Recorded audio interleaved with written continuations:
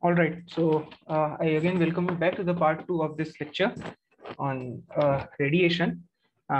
In the first part of this particular lecture, we kind of studied what is what are the different laws associated with the radiation. So we with the black body radiation. So we first studied the Wayne's displacement law.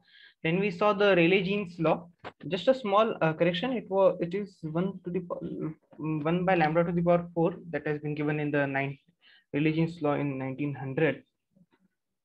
And then we understood what Planck did uh, with his concept of quanta of light and how it changed everything.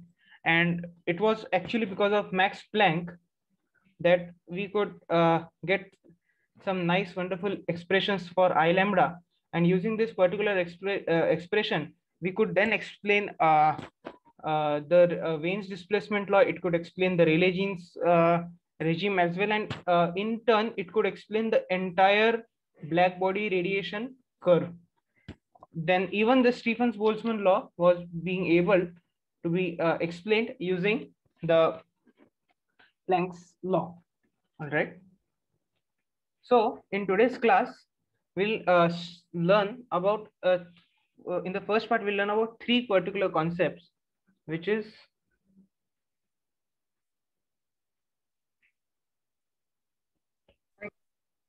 absorption,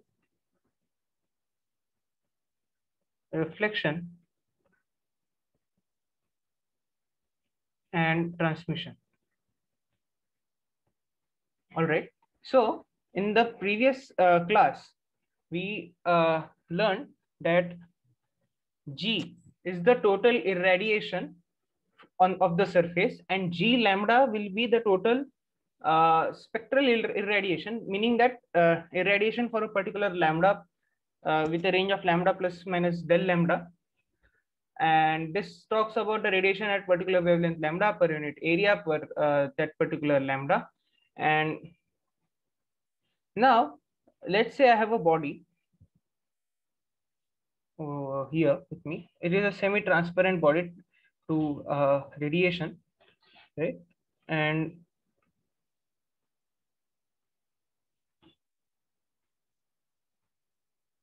okay. So now let this be our G lambda coming here, which is which is the irradiation.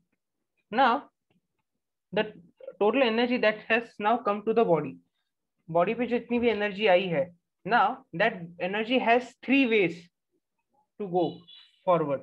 So I'll just make the arrow over here. It was not clear. It has now three ways to go ahead. Way one, the body can absorb that energy. So I'm just drawing it in this particular fashion where it means that the energy has been absorbed by the body. So this particular thing is absorption. The second option is I simply transmit it. So I'm like that transaction guy. Okay. Where I simply take the money and I transport it. So neither I have received it nor I am selling it. I am the delivery guy. So something like that. So I simply take it and I transfer it forward, right? So this is transmission.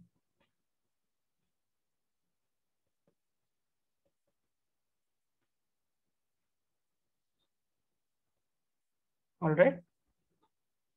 So this will be G lambda transmission, G lambda absorption.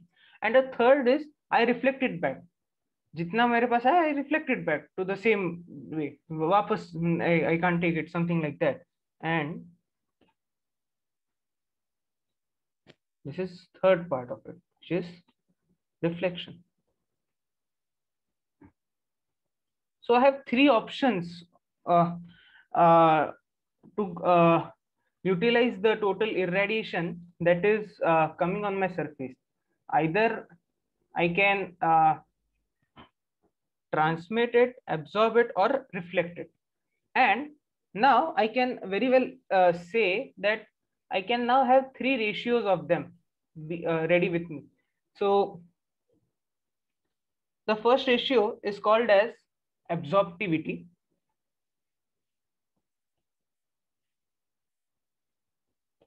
And I define absorptivity as G lambda adsorbed by G lambda. The reason why I'm doing it in this particular fashion is because in real cases, this alpha will vary with lambda, and you should appreciate this particular fact. Alpha is not at all a constant value for all the lambdas. It can vary with lambda. So I can better write it off like this. Alpha lambda at a particular lambda.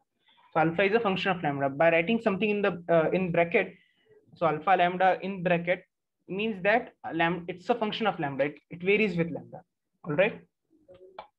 You can obviously have an integration of alpha lambda over entire lambda spectrum and take out an average value of it and say that I have a constant alpha value. The derivation won't be, I mean, you can't, what you have to do is to have an average value, you just have to take integration of all the alpha lambda, G lambda is a function of lambda, D lambda over all integration of G lambda over the entire spectrum. And there should not be an equal to sign here.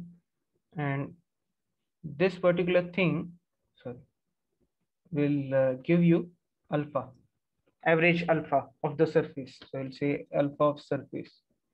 This is an average alpha, independent of all the things. But you should again appreciate the fact that alpha can be a function of lambda. You know, small MCQ questions can come in your GATE exam where they can ask, is alpha a function of lambda? Yes, it can be a function of lambda. Can alpha be a function of theta and phi? Yes, it can be, but in most of the cases it is not. So, but yeah, it can be. So you should be able to answer it, right? So I'll just write in general, alpha can be function of lambda, theta, and phi, or lambda phi theta. Visual. Now, similar to absorptivity, I can now define the second ratio, which I will call it as reflectivity. So reflectivity is the property that determines the fraction of incident radiation that is reflected by the surface. So what will be it look like? So the you can in some texts or in some places it is denoted by letter small r. In some books it is denoted by rho. So you can use any of them. So r or rho, but will follow the nomenclature as rho. So now this rho will also again be a function of lambda, and this will be defined by G lambda reflected, which is a function of lambda, by G lambda. So you see it's again coming out to be a ratio of the radiation that is reflected by the total radiation, that is irradiation. All right. And again, you can apply the same integration idea that we had done in the case of absorptivity over here. And instead of alpha, you will have rho over here.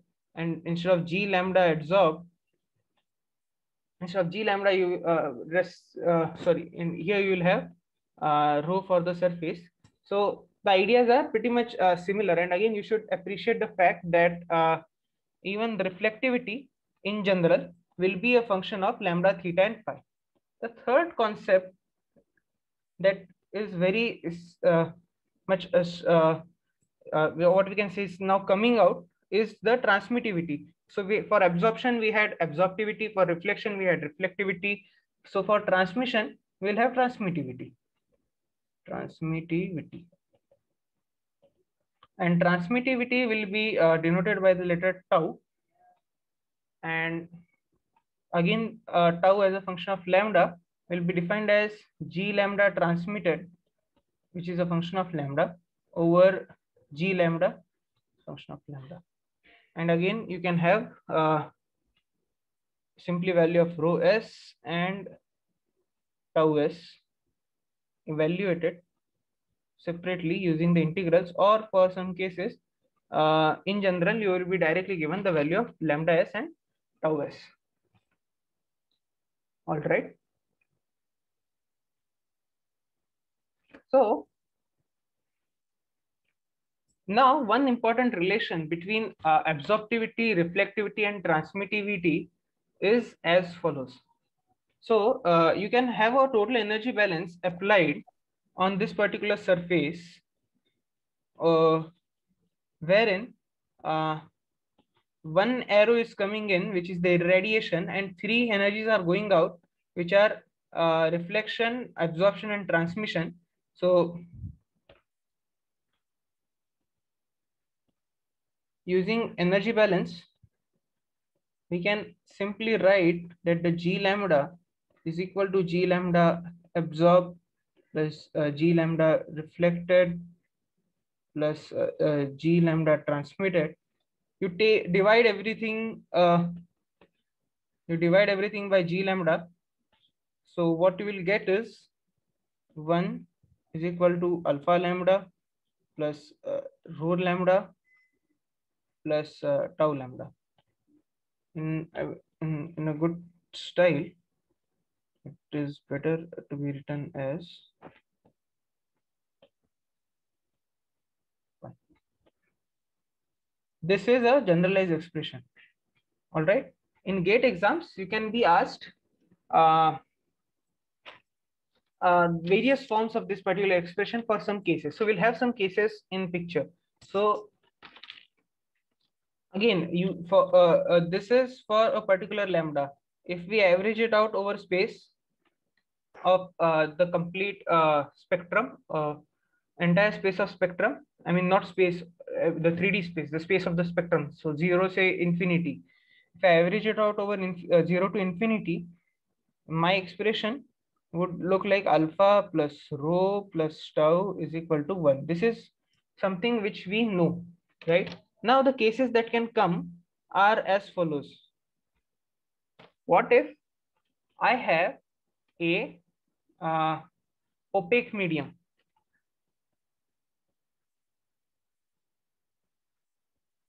So the question is, what is an opaque medium? An opaque medium is a medium where transmission is 0. Okay, opaque medium is a medium where tau is equal to 0, and therefore the expression would now turn out to be alpha plus rho is equal to 1, and this is what they expect you to answer. So they ask such simple questions as well. It's just that you should know what is an opaque medium, that's it. So this is one simple what I can say is case that has been asked in GATE previously as well.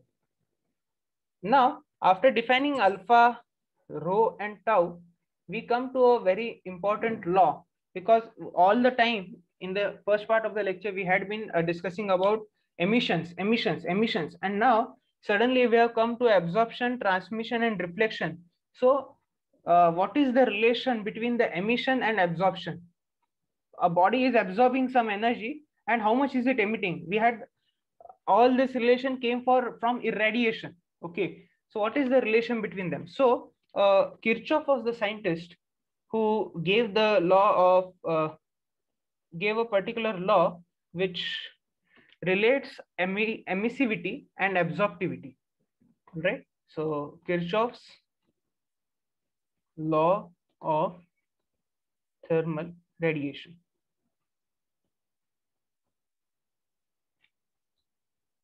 This was formulated by Kirchhoff, and it says that for any body, any we can say arbitrary body, which is emitting and absorbing, it is using both the process.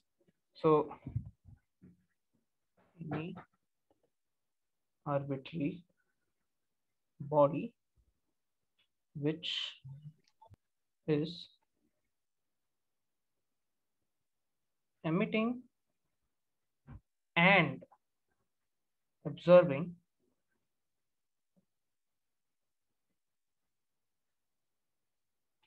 thermal radiation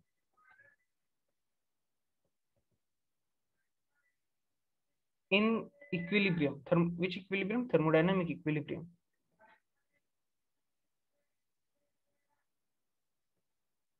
Equilibrium. In this particular case, alpha has to be equal to epsilon, and this particular case has to be true for all the types of bodies. So it is true for a black body, it is true for a gray body, or any real surface. This is the law that Kirchhoff had presented, and he had done some nice proof of it as well. We'll not be going into the details of the proof, but this is the law that we'll be using in the upcoming slide, what I can say, lectures, upcoming part of the lecture. Now, before I move on to the next part, I would like to ask if anyone has any doubts so far, or else I will move ahead.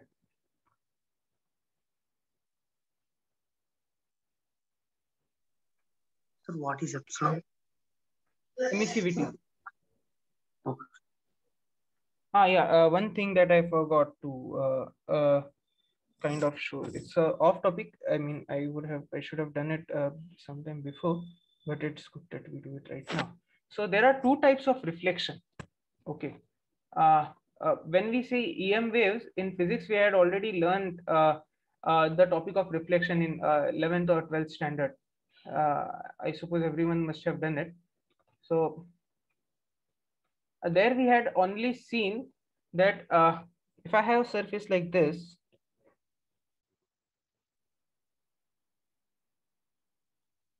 just a second. Okay. So what we had already seen in our 11th, 12th was if incident light is coming at an angle I, right? It would be reflected at an angle R, and I is equal to R. This is what we have studied, right? This is I, this is R.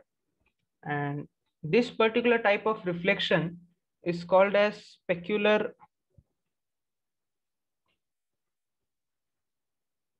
reflection. All right. There is another type of reflection which is called as diffusive reflection. So in diffusive reflection, you will have a surface.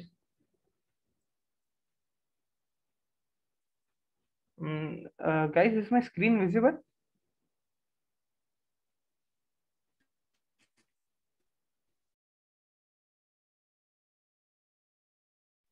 Hello, hello, hello.